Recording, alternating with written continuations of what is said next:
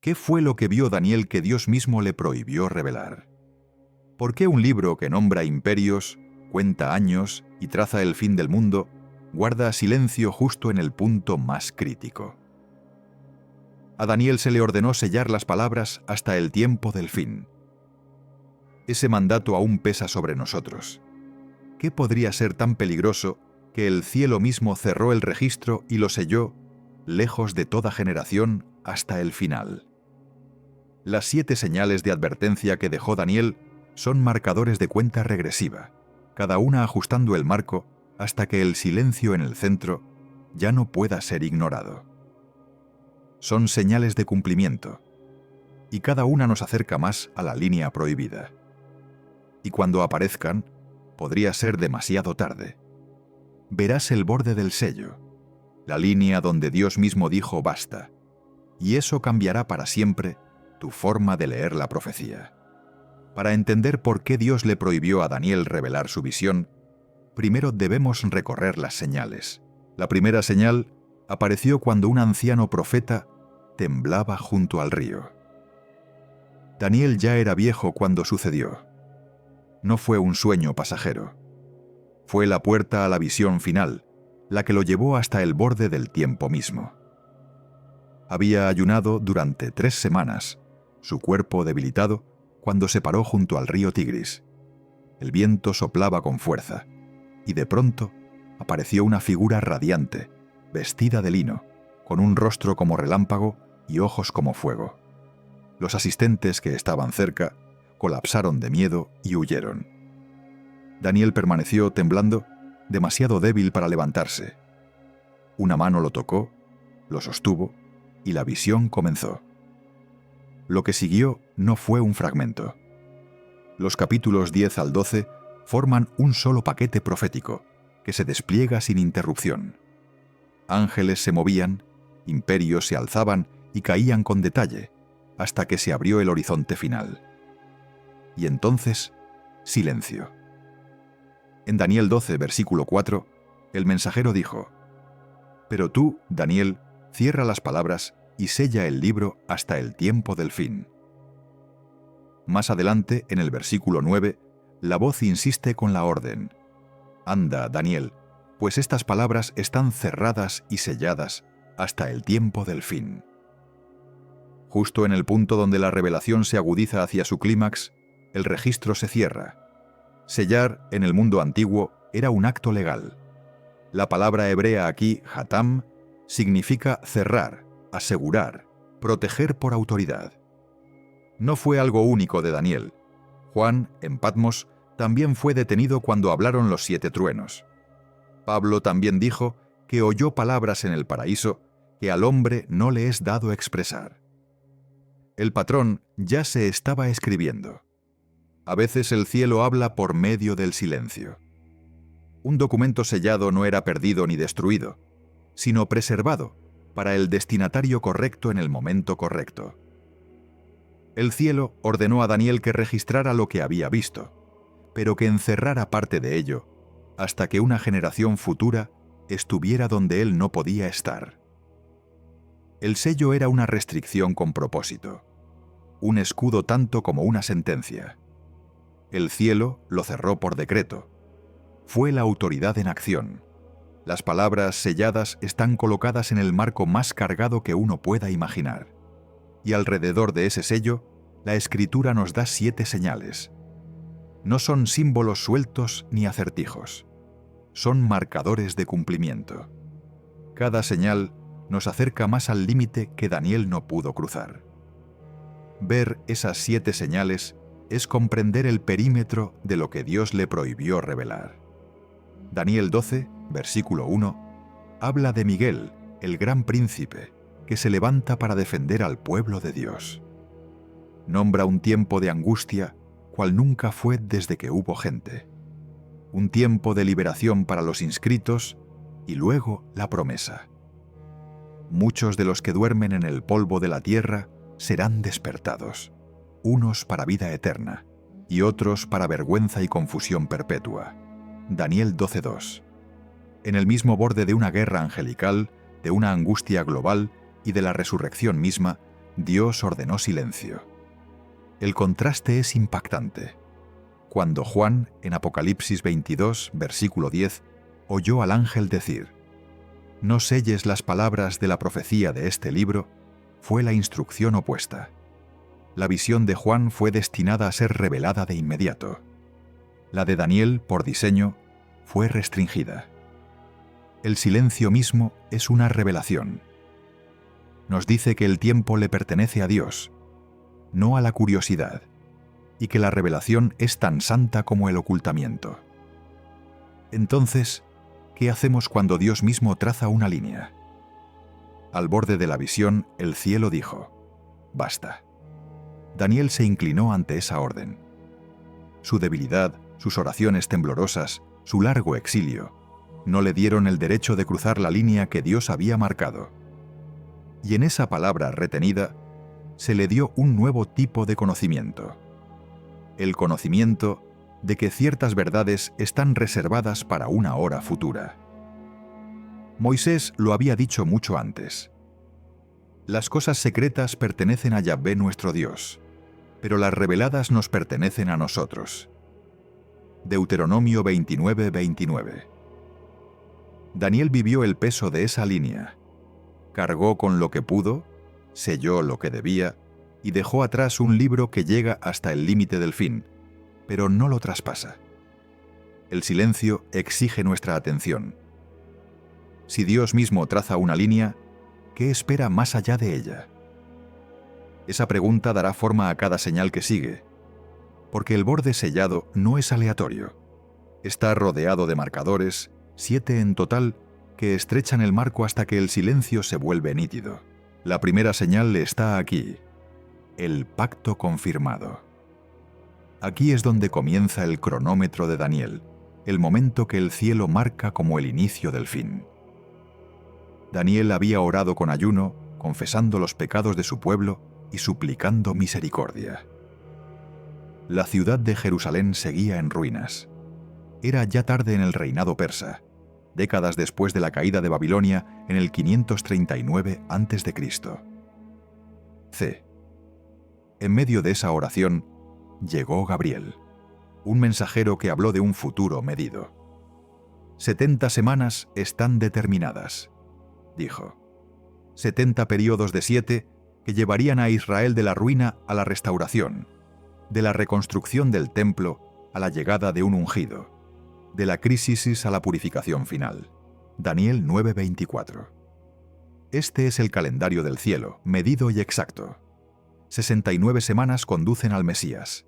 Luego, el ungido es cortado. Después, Jerusalén enfrenta nuevamente la destrucción, lo cual la historia registra bajo Roma en el año 70 después de Cristo. C. Pero Gabriel fue más allá. Queda una semana final, 7 años aún no contados en la historia. Esa semana se convierte en el marco del fin. El punto clave aparece en Daniel 9:27. Por otra semana confirmará el pacto con muchos, y a la mitad de la semana hará cesar el sacrificio y la ofrenda. Todo lo demás se despliega desde este versículo. Las palabras importan. La frase indica una confirmación firme, vinculante. No se trata de un acuerdo suave, sino de una garantía contundente. Ese pacto marca el inicio de la cuenta regresiva final. La historia nos ofrece un ensayo. En el año 167 a.C. C. Antíoco IV. Epífanes entró en Jerusalén, firmó un acuerdo con algunos y luego profanó el templo. La revuelta macabea surgió a partir de esa ruptura, y aunque la rebelión recuperó el santuario por un tiempo, el patrón quedó establecido. Antíoco fue la sombra, no la sustancia. Sus actos prefiguraron a una figura mayor que aún está por venir. Y esa figura sigue esperando entre bastidores en la historia. Cuando dé un paso al frente, el ensayo terminará y comenzará el acto final. En Mateo 24:15, él señaló las palabras de Daniel, anclando su cumplimiento en el futuro, no en el pasado. Lo que Antíoco ensayó, otro lo consumará. El adversario final asegurará un pacto, público y vinculante, que marcará el inicio de los últimos 7 años. El mismo Jesús ató el futuro a las palabras de Daniel, sellándolas con su propia autoridad. Si Cristo señala hacia adelante, la historia no puede mirar hacia atrás. Para un mundo sediento de paz, parecerá estabilidad.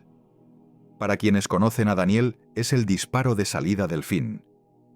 Cuando se seque la tinta de ese pacto, el reloj despertará. Cada señal posterior, el sacrificio interrumpido, la abominación erigida, los días contados, depende de este primer marcador. Una vez que comienza, nada puede detener su marcha. Esto nos obliga a reflexionar con seriedad. ¿Reconoceríamos ese momento si ocurriera en nuestra generación? Un pacto firmado en celebración podría, en el calendario del cielo, marcar el umbral de la tribulación. ¿Estamos atentos a la diferencia entre la paz proclamada por los hombres y el tiempo decretado por Dios? Cuando se confirme el pacto, comienza el reloj. Y cuando llegue el punto medio, la adoración misma será interrumpida. Esa es la próxima señal que vio Daniel. La segunda señal es la interrupción del sacrificio diario.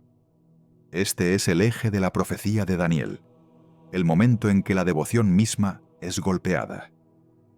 Daniel lo registra más de una vez, entretejiéndolo en el tejido de sus visiones para que el lector no pueda pasarlo por alto.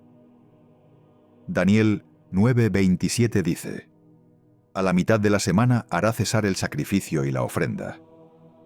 Y Daniel 12:11 dice: «Desde el tiempo que sea quitado el sacrificio continuo y puesta la abominación desoladora, habrá 1290 días». La palabra hebrea que usa Daniel para el servicio diario es tamid, que significa continuo, regular, constante. Se refiere al ritmo ininterrumpido de adoración en el templo, ofrendas de la mañana y de la tarde, el latido litúrgico de la devoción de Israel. Cortarlo no es solo un insulto político, es un ataque directo a la vida del pacto con Dios. El corazón de la adoración de Israel era aliento diario. Asfixiarlo era golpear la vida misma. La historia nos ofrece un ensayo. En el año 167 a.C., c. Antíoco IV. Epífanes prohibió el culto en el templo y detuvo el tamid. Se erigió un altar pagano, se sacrificaron cerdos y la sangre profanó el lugar santo. Esa crisis quedó grabada en la memoria judía, encendiendo la revuelta y dejando esta imagen incrustada en la conciencia colectiva. Pero Antíoco solo fue el patrón. La interrupción definitiva espera su hora señalada en la semana final. Y cuando llegue, no será una indignación pasajera, será el marcador del punto medio que todo el cielo espera. El marco futurista da sentido a la repetición de Daniel. El pacto confirmado al inicio de los 7 años colapsará en la mitad. En ese punto medio, la máscara se rasga. La adoración cesa por la fuerza.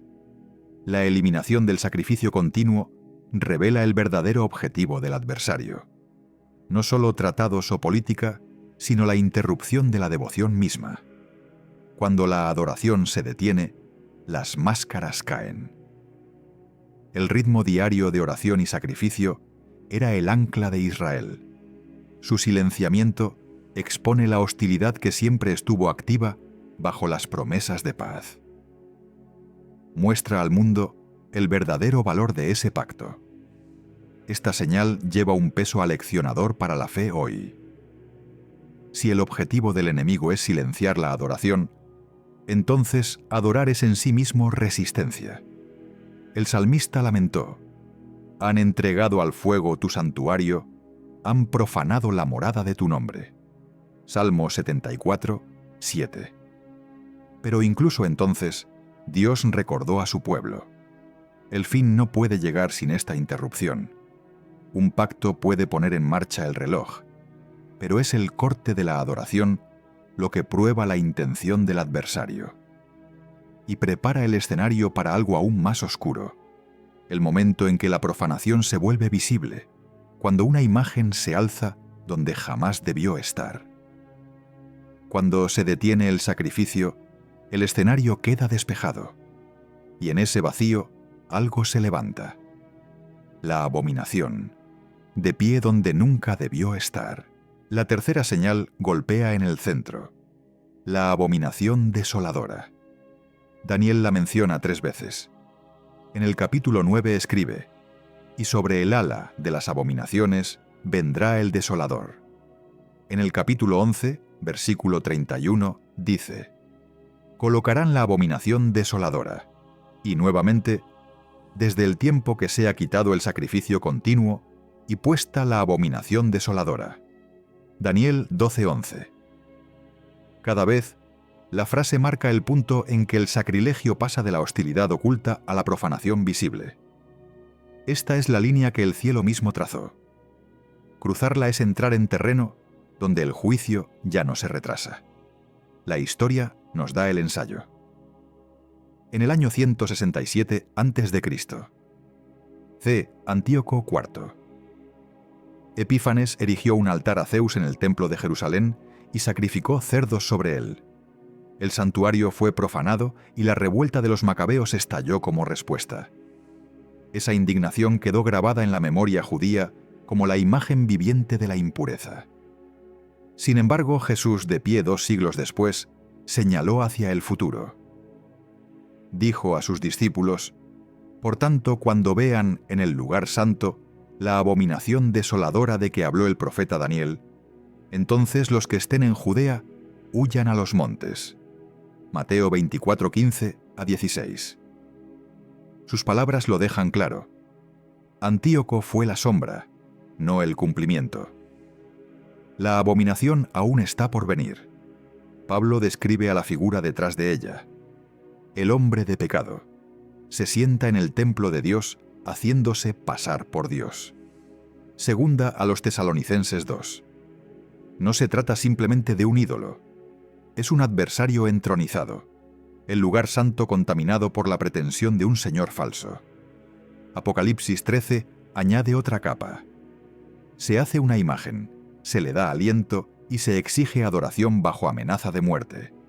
La abominación es tanto persona como imagen, presencia y objeto, rebelión y engaño entrelazados. Cuando un hombre se pare donde solo Dios debe estar, huye. Eso fue lo que advirtió Jesús. La abominación es la línea visible que ningún ojo fiel puede confundir. Es una entronización montada para que todos la vean.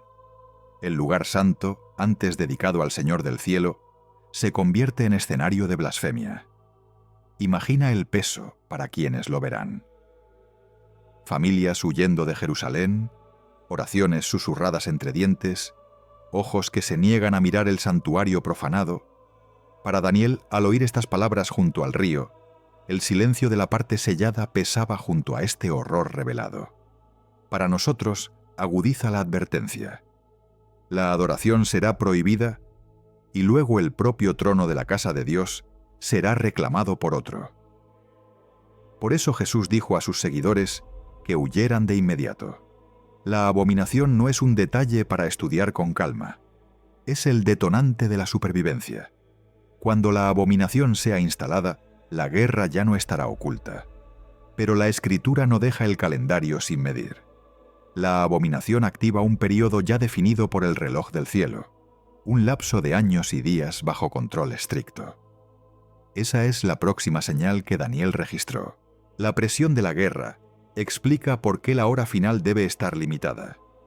La contención del cielo es en sí misma una señal. El capítulo 11 de Daniel es una de las profecías más detalladas de toda la Escritura, siguiendo siglo tras siglo de conflicto entre dos poderes descritos simplemente como el rey del norte y el rey del sur. Históricamente, los términos se referían a la dinastía seleucida con base en Siria y a la dinastía tolemaica con base en Egipto. Sus guerras, del siglo III al II a.C. Arrastraron a Israel al centro de su lucha, y Daniel registró sus campañas con tal precisión que más tarde los historiadores se asombraron de su exactitud. Pero la profecía no termina donde los historiadores cierran sus libros. La narrativa se intensifica a medida que se acerca al clímax. En el tiempo del fin, el rey del sur contenderá con él, y el rey del norte se levantará contra él como una tempestad. Daniel 11:40. El texto se amplía más allá de Antíoco y del marco seleucida ptolemaico. Señala a un enfrentamiento futuro en el mismo umbral de los últimos días. El rey del norte avanza arrasando muchas tierras. La tierra gloriosa es atrapada en el torrente. Esta es una escalada a escala global canalizada hacia Israel. Para Daniel, el viejo exiliado que una vez vio a Babilonia caer ante Persia, la imagen de otra tormenta surgiendo de las naciones debió haberle pesado profundamente en el corazón. El pueblo de Dios siempre pareció atrapado entre imperios, y la visión mostró que el final no sería diferente. Tal vez susurró las oraciones de los salmos. ¿Por qué se amotinan las naciones y los pueblos piensan cosas vanas? Salmo 2. Cuando el norte y el sur se traban, el mundo se tambalea. El conflicto no es aleatorio. Es el cumplimiento de un calendario divino que empuja a las naciones hacia una colisión que no puede evitarse. Los estudiosos difieren sobre quiénes serán estos poderes al final. Algunos los enmarcan como coaliciones regionales, otros como bloques mundiales más grandes. Pero Daniel deja los nombres abiertos, anclando la certeza en la geografía y la dirección, no en la identidad. Lo que importa es la consecuencia. Las fronteras y tratados pueden cambiar, pero la profecía garantiza que en la semana final los imperios chocarán y la tierra prometida estará nuevamente en la encrucijada. Para los fieles, esto significa vivir con vigilancia, entendiendo que la geopolítica nunca está fuera del guión de Dios. ¿Cambia esto tu forma de ver el temblor de las naciones hoy? Si las guerras antiguas fueron ensayos, ¿qué tormentas podrían estarse formando incluso ahora? La profecía no termina con reyes en conflicto. A Daniel se le dijo que sellara un libro, y con ese sello vino una frase extraña. La sexta señal es el silencio mismo, el libro sellado. Daniel recibió la orden con un peso definitivo. Su visión debía cerrarse y sellarse hasta el tiempo del fin. Juan, en contraste, fue instruido para dejar su profecía abierta. La diferencia es deliberada y lleva un mensaje propio. No fue decisión de Daniel. El cielo lo decretó. El contenido de su visión era real, pero el acceso fue restringido hasta la hora final. El sello se convierte en parte de la profecía. Nos dice que el tiempo, el acceso y la comprensión están en manos de Dios. Daniel 12:4 añade una frase que ha desconcertado a los intérpretes durante siglos. Muchos correrán de aquí para allá, y la ciencia aumentará. Algunos lo leen como un aumento en la tecnología y los viajes. Otros lo ven como el estudio intensificado de la escritura misma, como si Dios hubiera ordenado que la búsqueda se multiplicara y la comprensión se agudizara solo cuando se acercara el tiempo. Ambas lecturas giran en torno a una verdad. Las palabras están selladas, pero su significado no permanecerá oculto para siempre. La comprensión tiene fecha asignada. Para Daniel, oír esto debió ser tanto alivio como dolor. Había pasado toda una vida interpretando visiones, sirviendo en cortes extranjeras, manteniéndose firme en el exilio. Y ahora, al final de sus días, se le dice que deje de escribir. Sus oraciones susurradas junto al río dieron paso a un silencio impuesto por decreto. Las cosas secretas pertenecen al Señor, y Él se inclinó ante ese límite. Algunas verdades se publican de inmediato. Otras esperan a la generación que las necesita. Dios abre los ojos cuando la hora lo exige. ¿Ves la misericordia en esa restricción? Si ciertos detalles se hubieran revelado demasiado pronto, habrían sido malentendidos, distorsionados o mal utilizados. Al sellar el libro, Dios aseguró que la claridad llegaría solo cuando pudiera servir a la obediencia en lugar de alimentar la especulación ociosa. El libro sellado nos recuerda que la historia no es aleatoria. El silencio del cielo es intencional. La apertura vendrá, pero solo cuando la presión de la semana final lo exija. Hasta entonces, los fieles viven con lo que ha sido revelado y confían a Dios lo que Él ha guardado en su mano. El libro sellado guarda su silencio, pero lo que sigue suena más fuerte que cualquier palabra retenida. Miguel se levanta, la angustia irrumpe y la resurrección amanece. La séptima y última señal es el levantamiento de Miguel. Aquí la visión alcanza su punto más alto. Guerra en el cielo, liberación en la tierra, resurrección al borde del tiempo. En Daniel 12:1, Daniel escucha esto con un peso solemne. En aquel tiempo se levantará Miguel, el gran príncipe que está de parte de los hijos de tu pueblo, y será tiempo de angustia, cual nunca fue desde que hubo gente hasta entonces. Pero en aquel tiempo será libertado tu pueblo, todos los que se hallen inscritos en el libro. La historia misma se dobla en este versículo. Angustia sin paralelo, liberación asegurada, destino dividido. Miguel no es una figura vaga. Aparece antes en Daniel 10 como el que vino en ayuda del mensajero angelical, descrito como un príncipe que lucha por Israel.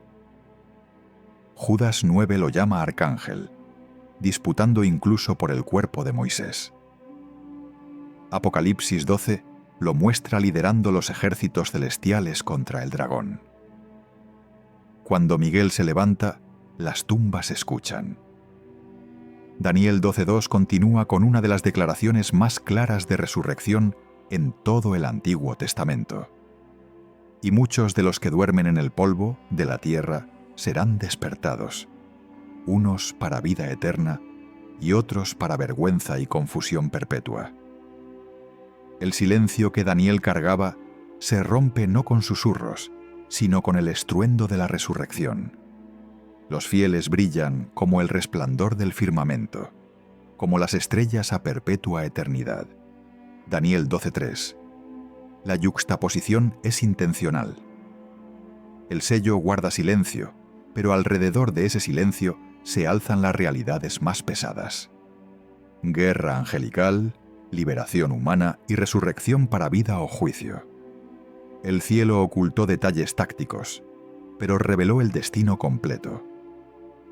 Imagina a Daniel, anciano y cansado, oyendo esto. Su cuerpo doblado por el exilio, su corazón desgarrado por visiones de bestias y de imperios, ahora confrontado con una promesa de que las tumbas se abrirán. Tal vez susurró una oración de anhelo. Tal vez sus lágrimas mezclaron dolor con esperanza. Para él, la orden de sellar debió arder.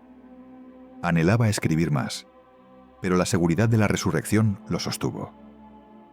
Para nosotros, el peso se siente más cerca. El sello sigue en su lugar, pero el borde está iluminado por las promesas más grandes.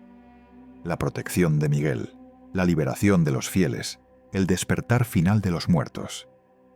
El silencio de lo que Daniel no pudo registrar está enmarcado por el trueno de lo que Dios ha declarado.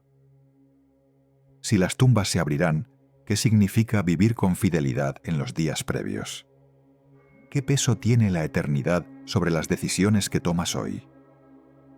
Las 7 señales están completas. Todas nos empujan al borde de las palabras selladas. ¿Qué fue lo que vio Daniel que Dios le prohibió revelar? El texto mismo nunca abre el sello. Daniel no registra una frase adicional ni un código oculto. Pero el marco es deliberado. El silencio no cae en medio de la historia, sino en la cumbre, donde la guerra angelical, la tribulación y la resurrección convergen. El cielo eligió ese lugar para cerrar el rollo. El silencio en sí mismo es revelación. Nos dice que lo que Daniel oyó pertenece al mismísimo borde del destino humano. Podemos seguir el patrón. En Apocalipsis 10, a Juan se le impidió escribir los 7 truenos. En 2 de Corintios 12, Pablo habló de palabras en el paraíso que al hombre no le es permitido pronunciar. En Daniel 12, el profeta sella un libro hasta el tiempo del fin. Una y otra vez, Dios muestra el límite. No porque la verdad sea frágil, sino porque la revelación misma es juicio. Algunas cosas, si se hablaran demasiado pronto, aplastarían en lugar de fortalecer. Entonces, ¿qué se retuvo? El texto solo nos permite trazar el contorno. Era algo ligado directamente al conflicto final, enmarcado por el levantamiento de Miguel y el amanecer de la resurrección. Era un conocimiento que no pertenece a la curiosidad, sino a la generación final. Su sellado es misericordia, reteniendo el peso hasta la hora señalada. ¿Por qué prohibirlo? Porque el tiempo pertenece solo a Dios. Él revela lo suficiente para la fe, lo suficiente para resistir, lo suficiente para marcar el camino por medio de señales. Pero la parte sellada nos recuerda que no todo conocimiento edifica la confianza. Hay verdades que se retrasan, no se niegan, se preservan para aquellos que las necesitarán cuando lleguen los días. Para Daniel, la orden de sellar fue pesada. Había visto visiones que ningún otro hombre cargó, y al final de su vida se le dijo que dejara parte sin escribir. Para nosotros, la lección es igual de profunda. La revelación no es para saciar la curiosidad, sino para preparar la fe. El silencio es un llamado. Nos llama a observar las señales, a vivir preparados, a confiar en Dios con lo que ha sellado, y a aferrarnos a lo que ya ha revelado. Liberación para su pueblo, juicio para la rebelión y resurrección para vida eterna. La pregunta aún permanece. ¿Qué fue lo que vio Daniel? La respuesta es simple y desconcertante. Vio lo que Dios no le permitió escribir. El sello habla por sí mismo. Hay verdades que pertenecen al fin. Y cuando llegue esa hora, el sello se romperá, el silencio terminará y el último misterio quedará revelado. Hasta entonces, la fe espera en el umbral. ¿Por qué el cielo cierra su mano? ¿Por qué Dios pone un sello sobre palabras que los profetas anhelaban declarar? El sello mismo nos enseña sobre su propósito y sobre nuestra postura. Primero, Dios retiene para proteger. Si las palabras selladas de Daniel contenían detalles tácticos, nombres, tiempos, decretos, entonces revelarlas antes de tiempo solo alimentaría la presunción y la manipulación. La misericordia está en la contención. Lo que fue demasiado pesado para generaciones anteriores será revelado solo a quienes lo necesiten cuando llegue la hora.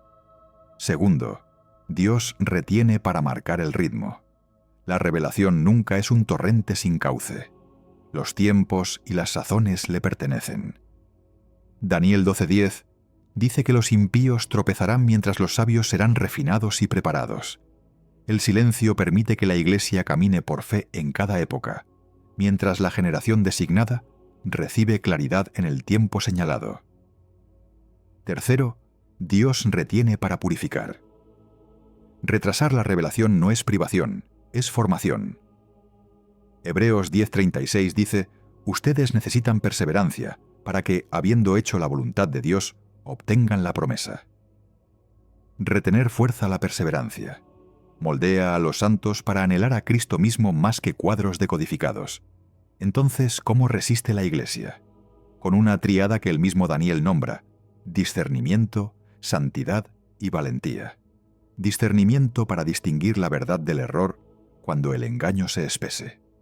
Santidad para mantenerse distinto en un mundo que se inclina ante altares falsos. Valentía para permanecer en pruebas que ninguna generación ha enfrentado antes. Apocalipsis 14:12 lo dice claramente. Aquí está la perseverancia de los santos, los que guardan los mandamientos de Dios y la fe de Jesús. Y aquí es donde el conocimiento retenido encuentra su propósito verdadero. La preparación nunca fue cuestión de gráficos ni predicciones. Viene de manos limpias, corazones firmes y fe inquebrantable. La claridad llega a los que caminan con rectitud. La claridad llega a las manos limpias. Piensa en el mismo Daniel, anciano, cansado, temblando junto al río, pero fiel en la oración. No necesitó todos los detalles para vivir preparado. Nosotros tampoco. Lo que él llevó en silencio, nosotros lo llevamos en esperanza. El silencio mismo nos prepara. Así que la pregunta se vuelve urgente. ¿Confiamos en lo que Dios ha revelado o exigimos lo que Él ha sellado? Una elección engendra presunción, la otra, perseverancia. El sello no es un muro, es una puerta, cronometrada para abrirse al final. Hasta entonces, la Iglesia está llamada a vivir fielmente sobre la palabra revelada, purificada en la espera, fortalecida por la esperanza. Esta es la razón por la que Dios retiene. Así es como la Iglesia perdura. 1 Puntos. El silencio que detuvo a Daniel aún habla. Nos dice que Dios gobierna tanto lo revelado como lo oculto, y que ambos pertenecen a su sabiduría. No esperamos secretos, lo esperamos a Él. El sello demuestra que incluso el momento de la verdad está bajo el dominio del cielo. Y aquí es donde el misterio se vuelve cercano. El mismo que cerró el libro de Daniel es el Señor que abrió la tumba. El silencio que rodea la visión sellada es igualado por la voz que rompe las tumbas. La contención de Dios no es ausencia, es paciencia, atrayendo a los fieles hacia una confianza más profunda. Así que el llamado es claro. Levanta los ojos, afirma tu corazón y resiste con valentía. El que sostiene el rollo es el mismo que sostiene tu nombre. Y cuando llegue su hora, todo sello cederá, todo silencio se romperá, y su pueblo se levantará para encontrarlo. Si este viaje despertó algo en ti, no dejes que se pierda en el ruido. Hay más susurros escondidos en las páginas de la Escritura, esperando ser descubiertos. Quédate con nosotros. Suscríbete, escucha con más atención y sigue caminando este camino estrecho entre el trueno y el silencio. Espero volver a verte pronto.